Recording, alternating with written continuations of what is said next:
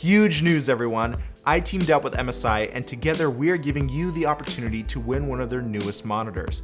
But stay tuned for the rest of the video and I'll talk about that.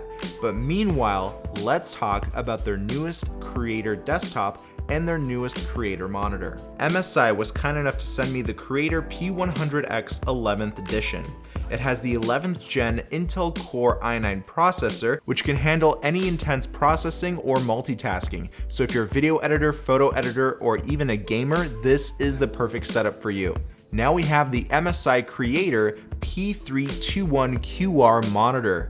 This thing is absolutely beautiful and elegant, and it's gonna give you that matte finish that eliminates glare, along with up to 165 Hz refresh rate for that incredible smooth response time. So how do you win your own MSI monitor? Well, I want you to check out all of the info and links down below. You're gonna end up downloading some raw footage from a music video I shot with my friend Joseph Bills. I want you to make your own 1-minute cut of the music video. Also, don't forget to include the audio track that goes along with it. Now, I want you to really be creative with this video. Add your own effects, add in multiple different angles, and 7 days after this campaign goes live, a winner will be chosen randomly and they will get their own MSI monitor. So make sure you start editing quickly because 7 days is a short amount of time. I can't wait to see what you create. Now let me show you a little bit more about this music video. All right, so here we are in Adobe Premiere Pro. To be honest, it's been a while since I touched Adobe software, but now I'm starting to learn Adobe Premiere again. And I just wanted to go over like the process of how this music video was shot, how easily it was shot, and to tell you that you don't really need a shot list for these types of different projects whenever you want to improvise. People usually ask me in the DMs, they freak out because they don't know how to make a shot list or they don't really have a plan. That's totally okay. You can notice right here, since we're outside, I am using an ND filter. This is how we are able to get those details in the clouds, and he's actually pretty well exposed even though the sun was the highest up in the sky. So those ND filters helped out a lot. And if you notice in a few of the shots that we're gonna be checking out later on in the video, we see the sun really soft. And by that, I mean it blooms. It has a very soft beam or a very soft flare.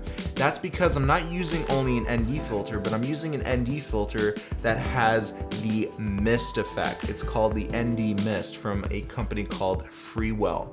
So this is key. I really wanted to smooth out his skin. It smooths out all those imperfections. Mist Edition filters are really nice, and I wanted to try it out for this music video. And if you notice, the actual clips are the same length of the song. Actually, most of these clips are the same length of the song. It's because we've done multiple camera angles, and I wanted everything to be shot to the song at full entirety. And I did this because I don't necessarily know how the editing process is gonna be like. So if you're gonna do different angles, use the entirety of the song so you have more options. When you're directing a music video, just go by the feel, go by the song. Joseph was really easy to work with. He's a great client, great friend, highly recommend him as a client if you wanna direct his next music video. But sometimes you should have some sort of idea behind the song. So before we actually shot this video, we had an hour or two to actually listen to the song. He dove deep into the lyrics, tried to explain things to me. So I started to get some pictures in my head on how I wanted the shots to look like. But again, I didn't draw this down in a shot list or anything like that. I'm not saying that you shouldn't do that. It's always great to have a shot list, but if you're improvising a music video shoot like this, like we shot this in an hour, I mean, you should be very quick and just get as many different shots that go along with the song as possible. And that's exactly what we did.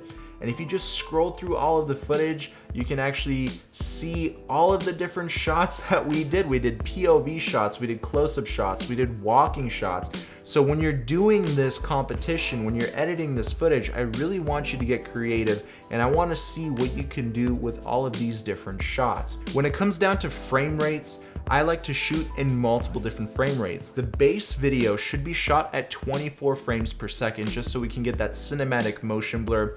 The other shots, like the shots that I did on a gimbal, a lot of it was also shot in 24, but I also wanted it shot at 120 frames per second. So don't forget, the frame rate is important, the amount of angles that you have is important, and the lens. I only used one lens here, and that was the Zeiss 16-35. This is one of my favorite lenses because it's a great wide angle lens and it's a great medium lens too. So 35mm, great focal length right there, so you can intertwine or interchange between those focal lengths. And I'll leave the link to that lens down below, so make sure you check it out. So anyway, guys, thank you so much for watching. I hope this video has kind of enlightened you on how to improvise a music video shoot. And don't forget to download all of the footage down below and be a part of this MSI campaign because it's big and you can get this awesome monitor right here. Thank you so much for watching, and I will see you in another video. Peace.